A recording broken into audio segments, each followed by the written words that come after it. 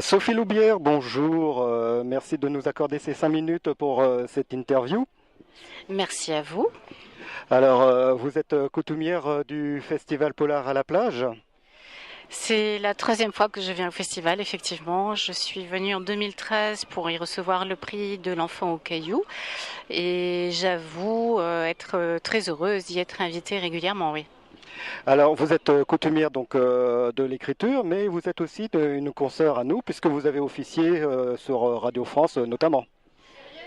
Oui, mes premiers amours ont été radiophoniques, puisque dès l'âge de 16 ans, j'ai connu l'expérience de l'émergence des radios locales privées et j'animais des émissions que je fabriquais moi-même. J'imaginais des espèces de petites fictions. Donc très vite, j'ai été repérée sur ma ville qui est Nancy, puisque je suis née en Lorraine. Donc de fil en aiguille, j'ai intégré un peu toutes les radios locales, y compris la radio municipale et puis Radio France par le biais de France Bleu Lorraine Sud. Et puis à la faveur d'un concours de producteurs à France Inter, je suis rentrée en 2013, en 93, en 93 et je suis restée voilà jusqu'en 2010 et j'ai eu l'occasion de produire différents programmes, différentes émissions et chroniques sur Inter, France Info, France Culture et France Musique. Alors, d'accord. Vous êtes donc une coutumière de la radio, mais aussi donc romancière, journaliste et productrice de programmes de radio. Vous êtes venue à l'écriture de quel biais?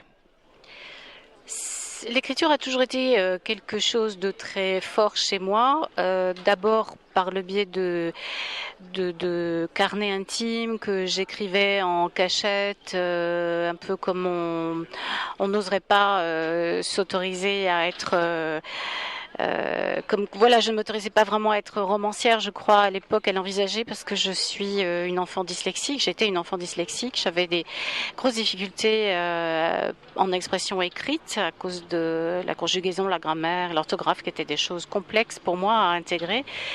Je vous rassure, hein, je me suis corrigée entre-temps. Mais de ce fait, j'avais un rapport un peu conflictuel avec l'écriture. Je ne m'autorisais pas à imaginer qu'un jour je puisse vivre de ma plume. Donc tout ce que je construisais, écrivait, était purement personnel. Et puis j'ai eu la chance, par le biais de la radio, eh bien d'écrire, de concevoir des choses et je me suis aperçue que mes émissions étaient très écrites.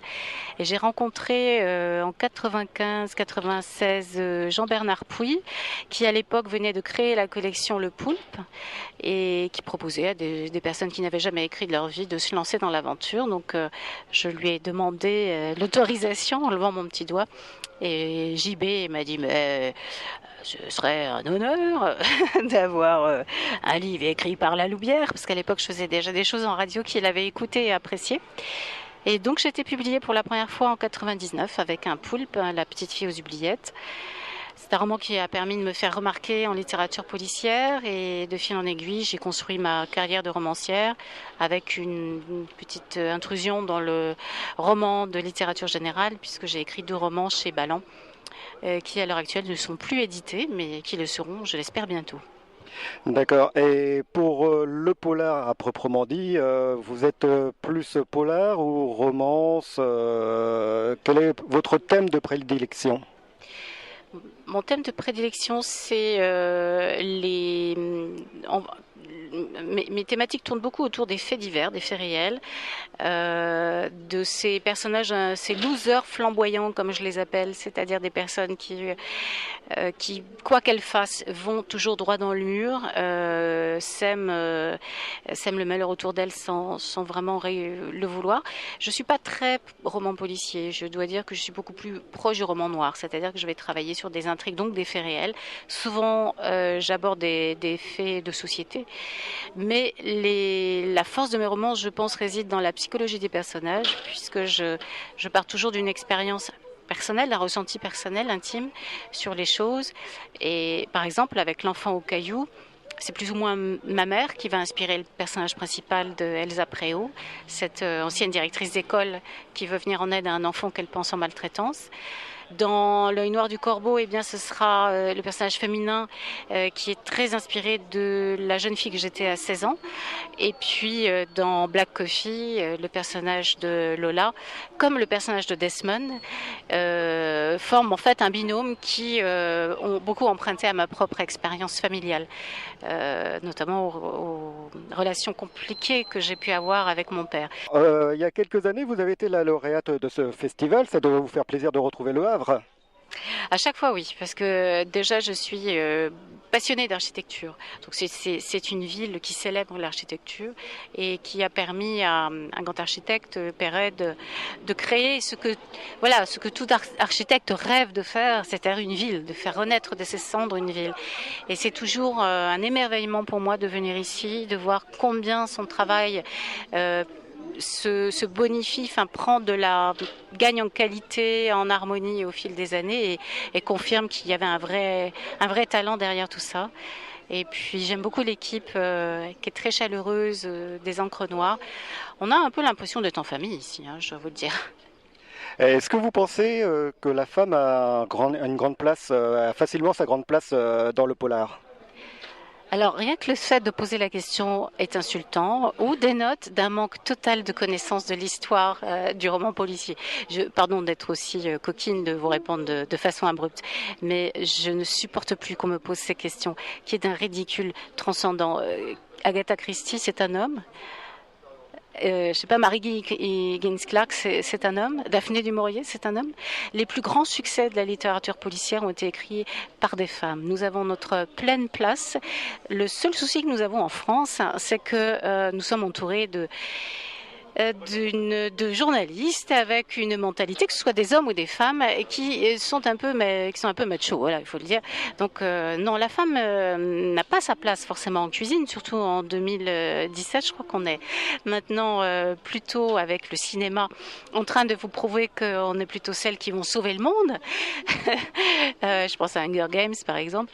Donc non, oubliez cette question, posez-moi plutôt. On l'oublie tout de suite et au contraire, vous mettez en valeur justement le milieu féministe sur ce thème de polar et autres d'ailleurs.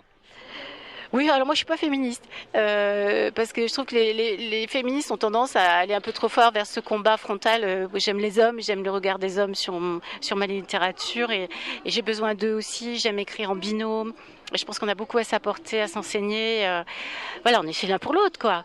Mais il n'y en a pas un qui est plus légitime que l'autre. Pour revenir justement à vos romans, parlons de votre dernière écriture, votre dernière plume.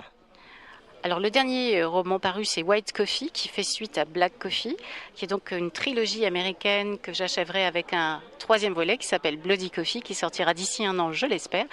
Et c'est un voyage fabuleux sur la route 66, sur les traces d'un tueur en série qui aurait sévi sur 8 États des années 60 à nos jours. Et la personne qui enquête est une mère de famille avec ses enfants. Elle enquête un peu malgré elle, parce qu'elle est surtout sur les traces de son mari, disparu sur cette route il y a quelques années. Et son mari qui lui a fait parvenir un cahier dans lequel une cinquantaine de scènes de crime sont relatées de sa plume. Donc quel rapport entre son mari et ces scènes de crime commises il y a très longtemps? Est-elle sur les traces d'un tueur qui aurait sévi sur la route? Est-ce que c'est une pure fiction sortie de l'esprit de son mari?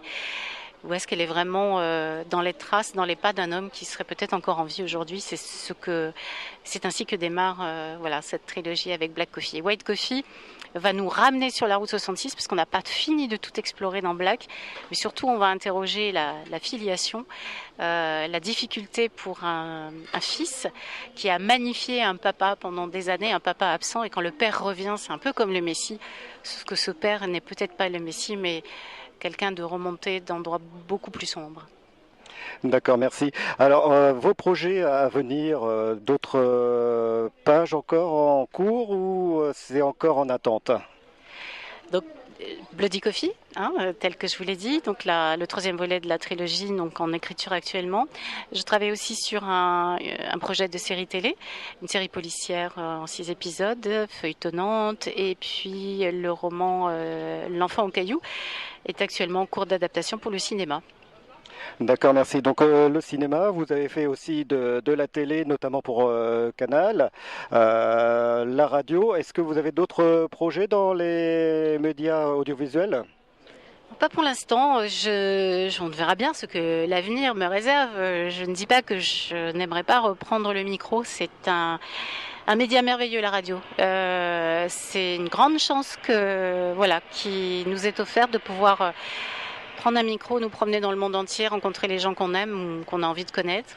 Et je vous souhaite à vous et à cette radio longue vie et beaucoup de plaisir, beaucoup de belles rencontres. Eh bien, je vous remercie, Sophie Loubière, de ces quelques minutes accordées à notre micro. Et puis, bonne continuation à vous. Merci à vous aussi. Merci, c'était